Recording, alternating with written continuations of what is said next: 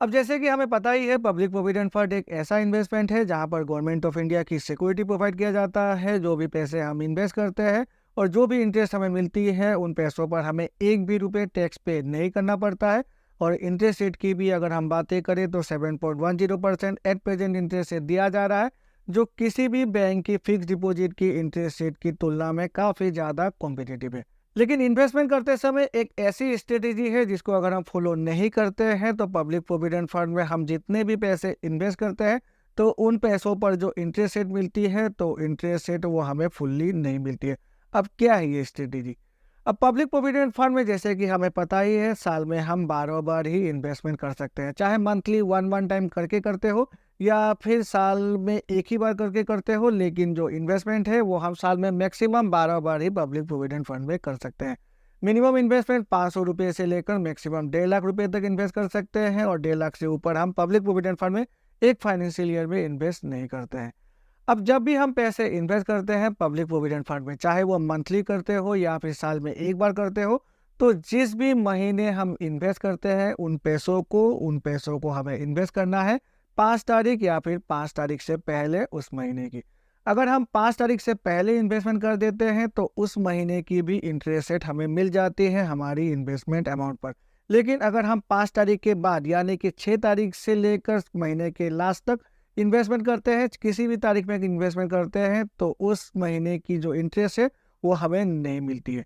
से financial year start होता है अप्रैल के महीने में, और अप्रैल के महीने में से मैंने 5 या फिर 1 या 2 तारीख को इन्वेस्टमेंट कर दिया, तो 1 या 2 या फिर 5 तारीख से पहले अगर मैंने इन्वेस्टमेंट कर दिया तो अप्रैल से लेकर नेक्स्ट फाइनेंशियल ईयर की जो लास्ट डेट है यानी कि 31 मार्च, जो अभी साल 2024 चल रहा है, तो 1 अप्रैल 2024 को अगर मैंने इन्वेस्टमेंट कर दिया तो 1 अप्रैल से लेकर जो 31 मार्च 2025 है, तो फुल्ली फाइनेंशियल ईयर की जो पूरी की पूरी इंटरेस्ट रेट है, जो इंटरेस्ट अमाउंट है, वो हमें मिल जाएगी। लेकिन अगर वही मैंने इन्वेस्टमेंट अभी 6 तारीख या फिर 7 तारीख या फिर 10 तारीख को किया है, तो अप्रैल के महीने की जो इंटरेस्ट है वो हमें नहीं मिलेगी, और मई से लेकर जो 31 मार्च 2025 है वहीं तक की इंटरेस्ट रेट हमें मिला करेगी। अब एक कैलकुलेटर के थ्रू मैं आपको दिखा देता हूँ जिससे कि आपको ये बात समझने में काफ़ी ज़्यादा आसानी हो जाए। तो ये जो कैलकुलेटर है, यहाँ पर देखिए amount deposited up to fifth और अमाउंट डिपॉजिटेड आफ्टर फिफ्थ, और उसके लास्ट में दिया हुआ है effective balance for interest calculation, और उसके बाद नीचे देखिए closing balance at the end of financial year. अब क्लोजिंग बैलेंस को आप ध्यान में रखिएगा और effective balance for interest calculation उसे आप ध्यान में रखिएगा। अब अप्रैल के महीने में से मैं 1,000 रुपये इन्वेस्ट कर देता हूँ 5 तारीख से पहले, तो अब इफेक्टिव बैलेंस देखिए 1,000 रुपये की जो इंटरेस्ट है वो मुझे अप्रैल के महीने में भी मिल रही है, फिर मई के महीने में भी मिल रही है, अप टू मार्च मुझे 1,000 रुपये पर इंटरेस्ट रेट मिल रही है 7.10%। तो मेरी जो फाइनेंशियल ईयर की इंटरेस्ट रेट हो जाती है 1,000 रुपये पर, वो हो जाती है 1,071 रुपीज़। अब इसी इन्वेस्टमेंट को सेम मैंने 5 तारीख को नहीं किया, 6 तारीख या फिर 6 तारीख के बाद किसी भी दिन किया, तो 1,000 रुपये मैंने इन्वेस्ट किया, तो उस समय जो इफेक्टिव बैलेंस है मेरी अप्रैल के महीने में वो जीरो आ जाती है। मतलब अप्रैल के महीने में मुझे एक भी रुपये एज ए इंटरेस्ट नहीं मिलेगी मेरी इन्वेस्टमेंट अमाउंट पर।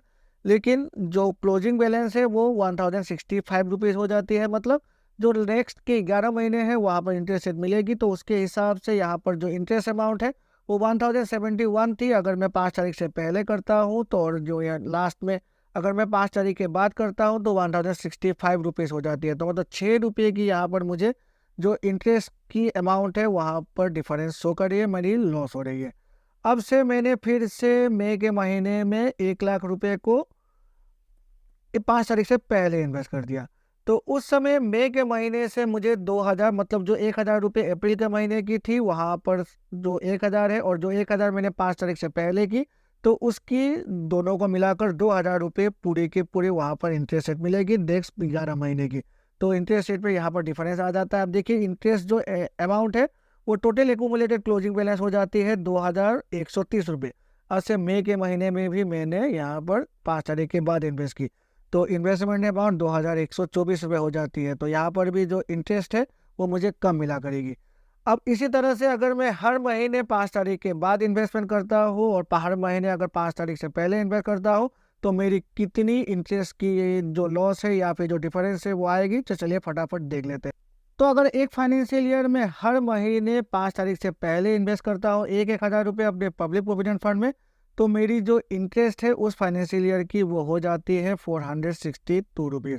अब फटाफट देख लेते हैं, अगर यही अमाउंट मैं 5 तारीख के बाद इन्वेस्ट करता हूँ तो मेरी इंटरेस्ट अमाउंट पर कितनी डिफरेंस आ जाएगी। अब अगर हर महीने में 5 तारीख के बाद इन्वेस्ट करता हूँ अपने पैसों को, तो जो इंटरेस्ट है उस फाइनेंशियल ईयर की वो आ जाती है 391 रुपीज़। 5 तारीख से पहले इन्वेस्ट करने पर आ जाती थी 462 रुपीज़ और 5 तारीख के बाद इन्वेस्ट करने पर आ जाती है 391 रुपीज़। तो इस तरह से 71 रुपीज़ एक फाइनेंशियल ईयर में मेरी लॉस हो जा रही है अगर मैं हर महीने अपने पैसों को 5 तारीख के बाद इन्वेस्ट करता हूँ पब्लिक प्रोविडेंट फंड। तो टेबल के जरिए आपने देखा ना, अगर मैं अपनी पब्लिक प्रोविडेंट फंड में हर मंथ अगर 5 तारीख से पहले अपनी इन्वेस्टमेंट करता हूँ तो मेरी जो इंटरेस्ट अमाउंट आ जाती है एक फाइनेंशियल ईयर में, अगर मैं 1,000 रुपये हर महीने इन्वेस्ट करता हूँ तो 462 रुपीज़। और वहीं पर अगर हम 5 तारीख के बाद इन्वेस्ट करते हैं अपने पब्लिक प्रोविडेंट फंड में वही 1,000 रुपये हर मंथ, तो इंटरेस्ट अमाउंट आ जाती है 391 रुपीज़। तो यहाँ पर एक फाइनेंशियल ईयर में मेरी जो लॉस हो जा रही है वो हो जा रही है 72 रुपीज़ की। ये तो मैंने सिर्फ 1,000 रुपये की जो इन्वेस्टमेंट अमाउंट है उसको दिखाकर दिखाया है। अब से आप अपनी जो इन्वेस्टमेंट है 1.5 लाख रुपये एक फाइनेंशियल ईयर में एक ही बार कर देते हैं और उसको से आपने अप्रैल के 6 तारीख या फिर 10 तारीख को किया तो अप्रैल के महीने की जो इंटरेस्ट है वो आपको नहीं मिलेगी। और ये जो इंटरेस्ट आपको नहीं मिली ये पूरी की पूरी 15 सालों तक आपको नहीं मिलेगी, या फिर जितने सालों तक अपने पब्लिक प्रोविडेंट फंड को खुलवा कर रखा है तो पूरी की पूरी 10 ईयर तक आपको ये इंटरेस्ट अमाउंट पर जो इंटरेस्ट है वो नहीं मिलेगी। तो एकुमुलेशन को अगर हम देख ले, कंपाउंडिंग को अगर हम देख ले, तो काफ़ी बड़ी एक लॉस है जो आपको सहना पड़ेगा अगर आप इस स्ट्रेटेजी को फॉलो नहीं करते हैं। तो मुझे लगता है बहुत सारे लोगों को शायद इसके बारे में पता नहीं होगा। पब्लिक प्रोविडेंट फंड तो बहुत सारे लोग खुलवा देते हैं और उसके बाद इन्वेस्टमेंट भी कर देते हैं, लेकिन जो इन्वेस्टमेंट करते हैं ये जो इन्वेस्टमेंट स्ट्रेटेजी है उसको ध्यान में रखकर नहीं करते हैं, जिसकी वजह से उनको इंटरेस्ट में काफ़ी ज़्यादा घाटा सहना पड़ता है। आशा है इस वीडियो को देखकर आपको कुछ नया इन्फॉर्मेशन मिला होगा, और अगर मिला है तो मेरे चैनल को लाइक और सब्सक्राइब करें। सब्सक्राइब करके बेल आइकन को प्रेस करें जिससे कि मेरे ऐसे नए वीडियोस की नोटिफिकेशन तुरंत आपके पास मिल जाया करेगी। तो चलिए मिलते हैं अपने अगले वीडियो में, तब तक के लिए good bye and take care.